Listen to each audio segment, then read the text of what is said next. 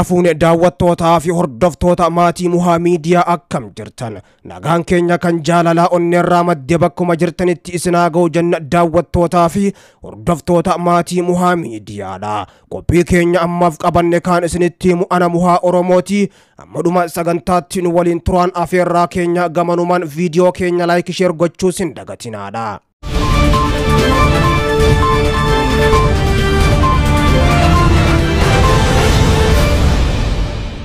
Humnooti mootummaa federaalaatii fi adda bilisa baasaa uummataa Tigraay TPLF gidduutti kallattii adda addaan wal waraansi itti fufuusaa jiraattonni bulchiinsa naannoo Amaaraa kanneen wal waraansaatti dhihoo jira lolli guddaan Matammatti deemaa jiraachuu himanii. Godina Gondar dhiyaa Matammaa keessa namni jiraatan tokko akka jaanitti naannoo daangaa Itoophiyaa fi Sudaanitti har'aan tanarraa eegale lolli jabaan guyyaa lamaaf ganamarraa kaasee wal waraansa jabaatu achitti gaggeeffamaa jadana. Haleellaan diroonii har'aan tana ammoo magaalaa gudditti naannoo Tigraay Maqaleetti raawwatameen dhaabbanni TV tokko ammoo guutumattuu kan Dimtsi Wayyaanee jedhamu sadarkaa tamsaasa dhaaburra yoo gahu. Yuunivarsiitii Maqaleetis haleellaan kun gobbaatti raawwatamee jira. TPLF ibsa gadda baasteen ammoo araaraaf qophii ta'uu ibsinaan kaleessa addunyaan ammoo araara kanas labsaa ooltee jirti. Qondaalli TPLF Geetaachoo Raddaadha. Haleellaan diroonii kun ammoo mooraa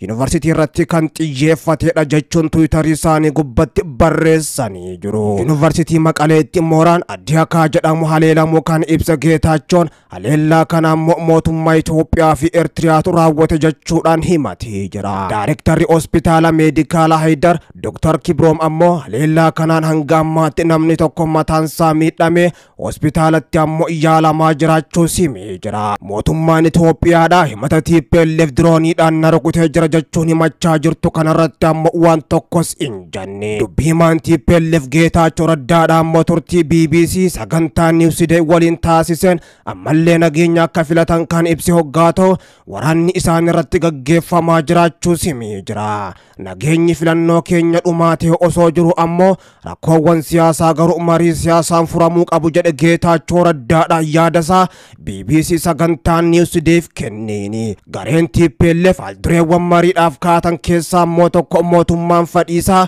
humnaan uummataa Tigraay irratti fe'u akka dhaabu jechuudhaan Geetaachoo Raddaadha kan himan. Dantaan uummataa Tigraayis kabajamuu qaba, eegamuu qaba, walabummaa hin sharafamnee fi guutuu qabaachuu qaba jedha uummanni Tigraay.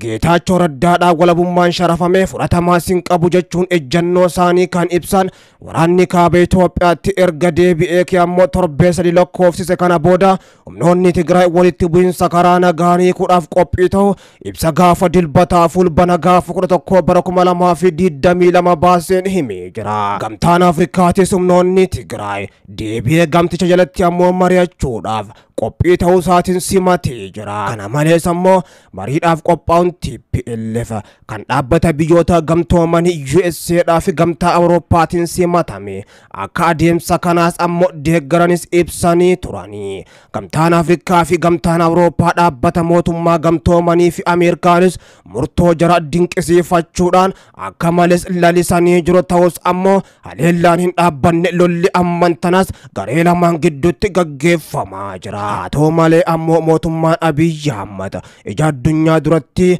akka nagaa hin barbaanne of saaxilee jira. Yeroo kanatti ammoo akka nagaa hin barbaanne Abiyyi Ahmad gubbatti ragaa kan bahaa jiru nagaa barbaanna jechuudha. Mariidhaan lolaa deemaa jiru haa xumurru jechuu yeroo TPLF gaafachaa jiru kanatti haleellaa diroonii gaggeessuudha. Mootummaan Abiyyi Ahmad diraamaan TPLF hin dalagu waan jechaa jiru fakkaata. Jarri TPLF diraamaadhaaf jecha lola kana haadhaamnu karaa nagaatti adeemnu jechaa jira malee nu waraanaa jira humna keenya lafarraa balleessaa jira jechuudhaan. Abiyyi fi Biraanuun kana jechuudhaan ammoo jaratti haleeluudhaafis akka murteeffatantu himamaa jira. Ammoo yeroo ammaan tana haleellaa raawwachaa jiran kanaanis kufaatii dippiloomaasii guddaan mootummaa Abiyyi Ahmad mudachaa akka jirutu himamaa jira. Karaa nagaatti deebi'aa jechuudhaan qoqqobbiin kaamuuf tures ammoo akka ka'uu fi akkasuma karaa nagaattiin deebi'a yooti.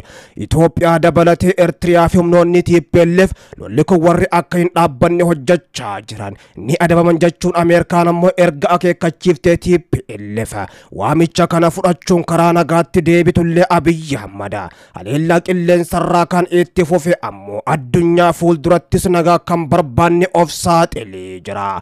Ta'ullee ammoo Biltsiginnaa yeroo ammaan tanaa muddamsuu jabduu keessa akka jirtuu fi lola kanaas akka dhaabu hin barbaanneetu himamaa jira. TPLFis karaa nagaatti haa deebinu kan jettu haa ta'u malee ammoo humnoota mootummaa Abiyyi Ahmad hedduu isaanii kaleessaa fi har'an tanas barbadeessaa jiraachuudhaa fi komoota hedduus boojitee akka jirtu mul'isaa jirti. Humnoonni mootummaa federaalaatii fi adda bilisa baasa uummata Tigraay waraanni TDF godina Gondar dhiyaa matammaatti kaleessarraa kaasuudhaan haga guyyaa har'aan tanaattis lola guddaa gaggeessaa jiraachuun isaanii kan himame ammoo humni TPLF achitti humna guddaa bobbaasuun waraana Abiyyi Ahmadis akka malee haleelaa jiraachuutu himamaa jira. Lolli guddaan matammaatti waraana TPLF fi waraana mootummaa Abiyyi Ahmad gidduutti gaggeeffamaa jiru guddaa ta'urraa kan ka'e mootummaa Abiyyi Ahmadis akka malee naasisee akka Itoophiyaan Sudaan shakkitus kan godhee jiru ta'utu himamaa jira. Lolli akkaan jabaa ta'urraa kan ka'e fi meeshaan gurguddoon achitti dhukaafamaa jiraachuurraa kan ka'e ammoo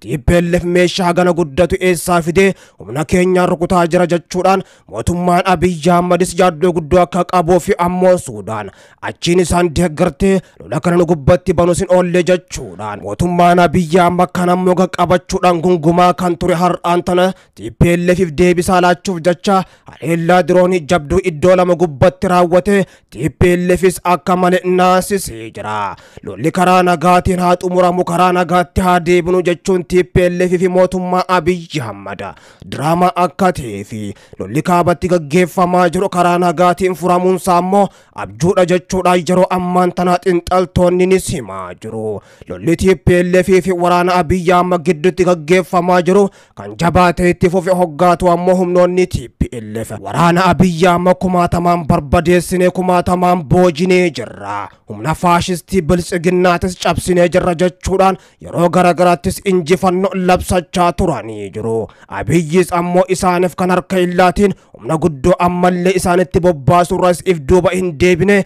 haleellaa qilleensarraa raawwachuurraas if duuba hin deebine akeekkachiisa Ameerikaatiifis otoo harka hin kennin lola kana ammoo itti cichuudhaan humnaan injifannee xumura itti goona jechuudhaan gama lola kanaattis guutumattuu Abiyyi Ahmad xiyyeeffannoo saddeeffatee jiraachuunis himamee jira. Waraanni bilisummaa Oromoo waboon ammoo gama isaatiin TPLF if duuba deebuus imalli keenya TPLF wajjin walitti hidhata kan qabu miti qabsoon keenyas TPLF gubbatti kan irkatu miti jechuudhaan ajajaan waraana bilisummaa Oromoo waliigalaa Jalmarroon dubbachuun isaanii ni yaadatama. Waraanni isaaniitis ammoo imala guddaa gara magaalaa Finfinnee jalqaberraa otoo if duuba hin deebiin itti adeemaa jiraachuu himaa jiru ajajaan waraana bilisummaa Oromoo yeroo ammaan tana TPLF fi mootummaan Abiyyi Ahmad araara buusuuf haa jedhamu malee ammoo humna guddaa walitti bobbaasan wal barbadeessaa yeroo jiran kanatti waraanni bilisummaa Oromoo waboonis bakkoota hedduu qabachaatiin jira. Humnoota mootummaa Abiyyi Ahmad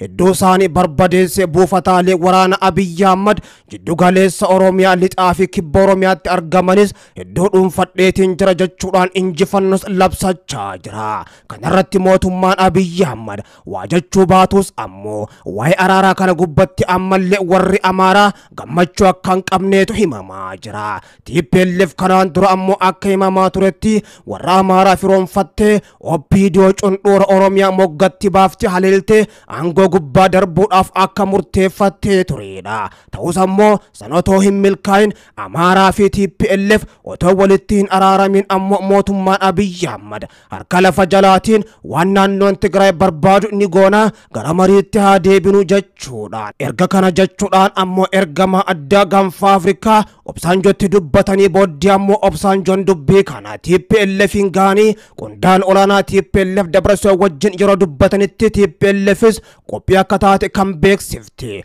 Lolli ammas hin dhaabbanne itti fufee jira. Lola kaabatti adeemaa jiru caalaa ammoo lola yeroo ammaan tana jiddu galeessa biyyattiitti waraana bilisummaa Oromootiin gaggeeffamaa jiru kan xiyyeeffannoo miidiyaalee addunyaa dhabe kanaatu hama jechuudhaan dubbatamaa jira. Ijoolleen Oromoo ammoo sochii ishee guddoo gubbaa akka jirtuu fi lola yeroo ammaan tana gaggeessaa jirtu kanaan aanota hedduus qabachaa akka jirtu himaa jirti. Magaalota aanota gurguddoo qabatte keessattis ammoo ijoolleen Oromoodha waraana mootummaa Abiyyi Ahmad hedduu boojites mul'iftee jirti.